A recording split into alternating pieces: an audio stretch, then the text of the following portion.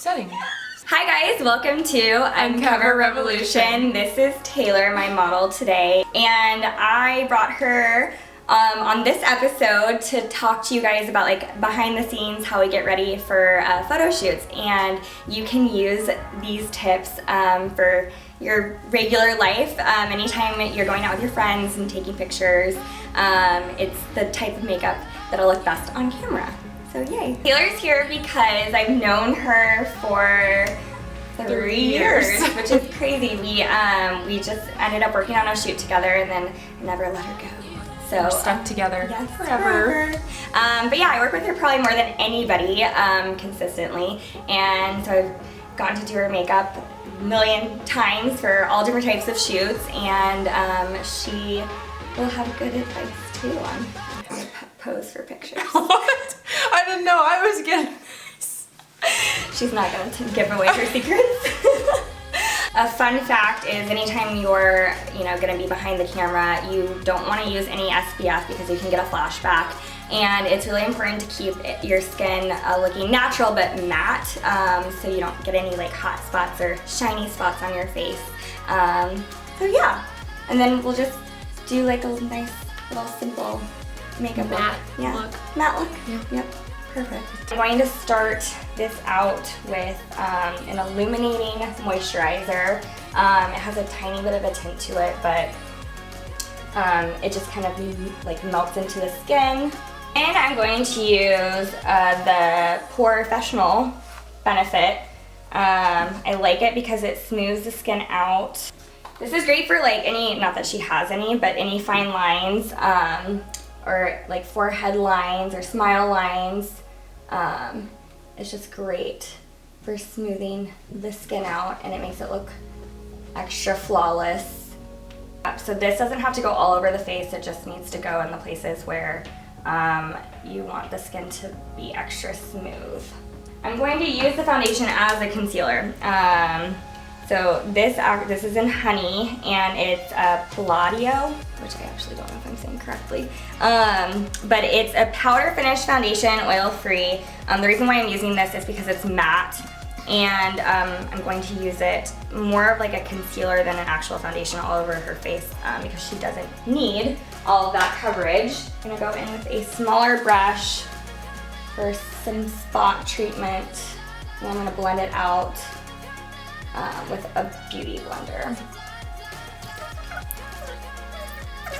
Fun tip is, and this is where you can keep your makeup looking more natural, is you want to keep the heaviest amount of the makeup in your T-zone area and blend it outward. Then you don't get the lines under your jaw or anything like that. So it just looks more like your actual skin. It's like I'm getting a lesson too. Right, so how would I keep my skin looking less oily during a shoot? Oh, you have to be careful about over powdering, because that's, I feel like, where you can start to look kind of cakey, is when you continue to put powder on.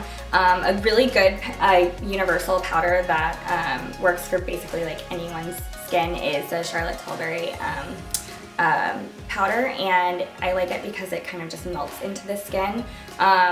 Blotting papers are good for just like daily life. And then fun tip, but this is an awkward tip, but a fun tip is actually the toilet paper things that you find in the bathroom are great blotting like things. Yeah, the seat covers. The seat covers make great like face blotters, but it works.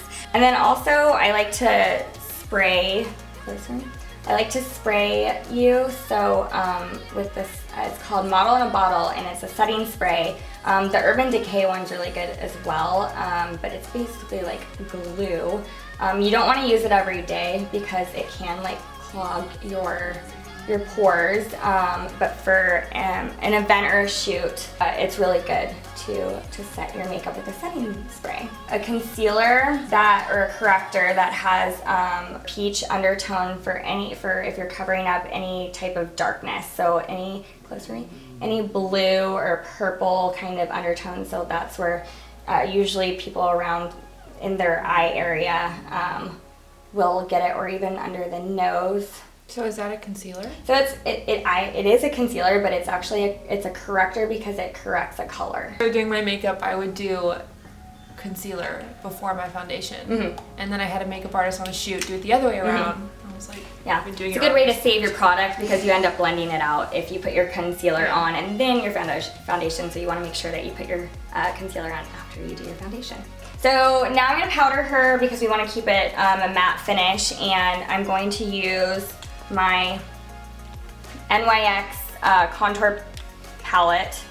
It's a pro palette too. Because I want there to be a tiny contrast. I want her face to look too flat because after you put foundation or concealer on,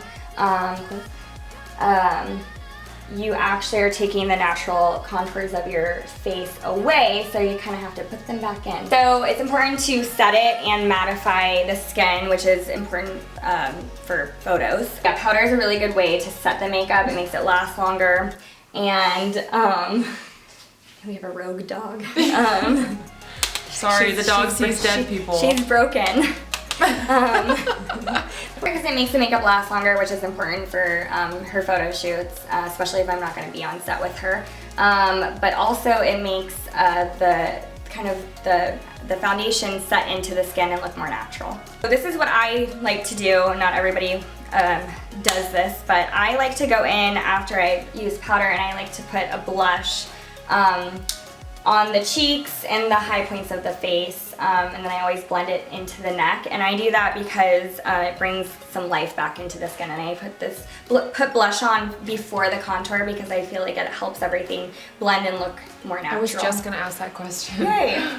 I read your mind. You did. Really all over the face. Put it everywhere. Put it everywhere. I like to go in with the Kevyn Aucoin in medium, which is a sculpting powder, which is specifically to create shadows in your face. Like what I said earlier, how after you put foundation on, we are taking those natural contours out, so I'm gonna put them back in. And you wanna use like a color that is kind of like a gray brown, like a taupe, because that's the closest thing to like a real shadow. Really lightly, I like to just go back and forth, and I find the deepest point of her cheek, which usually is like right here, and I start there, and then the back and forth lightly dusting motion kind of makes the blending easier for you. And then you always want to take it back into the hairline, and then you can also bring it up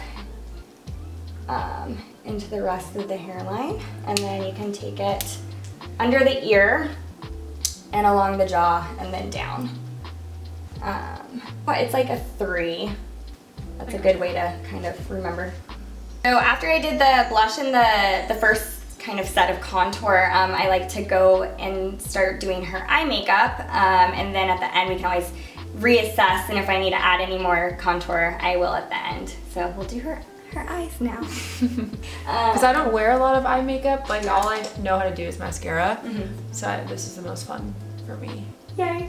So I'm gonna go in with the NYX palette again, and instead of the light color, I'm gonna just use this like nice pretty skin tone color, which actually has a tiny bit of like a shimmer in it, just so it's not too flat. And I'm just gonna brush it all over her lid with a puffy brush. It doesn't have to be precise. So I'm gonna go in with the contour that we used on our cheek, kind of make a circular motion, but blend it into the brow. Sorry. And then I'm gonna do the same on this side. And it's really light, and the point is to just create a shadow, which is why we're using like a contour color. Look at me, pretty.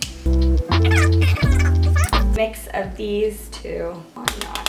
So I'm going to go in with a slightly smaller, still fluffy brush, but just slightly more defined to create that circular big eye that we want. And I'm just going in with the same contour color under the eye to create a shadow under the eye. What does this do? So it's gonna elongate your eye, and I just wanna kind of create like a new shape to your eye. Shadow color or contour color, you don't have to be precise. You really just have to kind of, fan it out, and it doesn't need to be perfect because it's so subtle, but it does make a big difference at the end. Yeah. Now I'm going to take the dark brown color with a thinner brush, close, and I'm gonna use it against the lash line. I'm gonna just fan it out.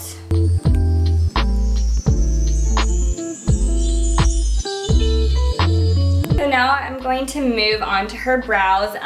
Honestly, we don't really do a lot with them because they're so beautiful and luscious. We're gonna do wispy brows. And so whenever I'm doing that, I'll just use like hairspray, to be honest. I like to brush through them with a clean spoolie, and I brush them up. But because of our color palette, we're gonna go in actually with a little bit of a warmer brow gel. And it's my favorite product. It's called Gray Disappear, and it's for Root Touch Up, but it's the best eyebrow gel. So I'm just gonna lightly brush through, and you can see really we're just kind of making the brow a little bit warmer. I went and just add some mascara and then see what I need to do for the finishing touches, but she's pretty close to being done.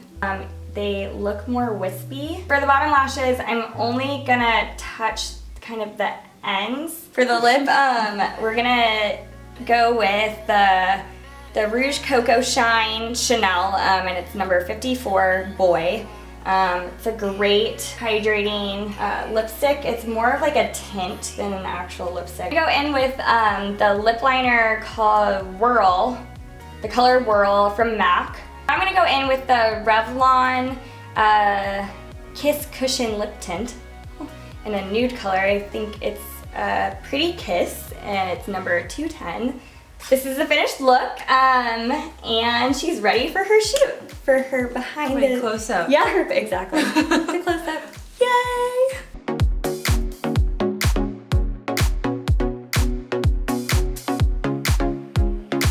Thanks for watching our. Thanks for watching. Hope you guys learned something. If you have questions or comments, do that below, and then like and subscribe if you like the video, and we'll make some more.